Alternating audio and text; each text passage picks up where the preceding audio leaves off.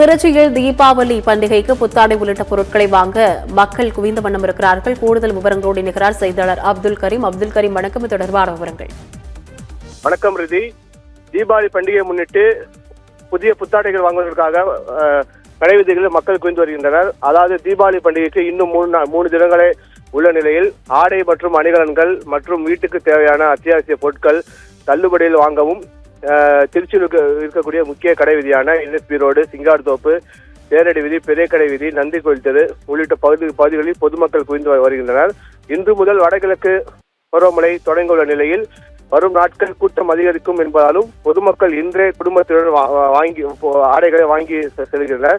அதாவது திருச்சி மட்டுமின்றி பெரம்பலூர், அரியலூர், புதுக்கோட்டை மற்றும் தஞ்சாவூர் மாவட்டத்திலிருந்து பொதுமக்கள் திருச்சி இருக்கக்கூடிய கடை வீதிகளில் பொருட்களை வாங்கி செல்கின்றனர். பொதுமக்கள் பாதுகாப்புக்காக 100க்கும் மேற்பட்ட போலீசார்கள் பாதுகாப்பு பணியில் ஈடுபடுத்தப்பட்டுள்ளனர். பொதுமக்கள் தங்கள் உடைமைகளை பாதுகாப்பாக வைத்திருக்குமாறு காவல்துறையை ஒலிபெருக்குமாறும் அறிவித்து வருகின்றனர்.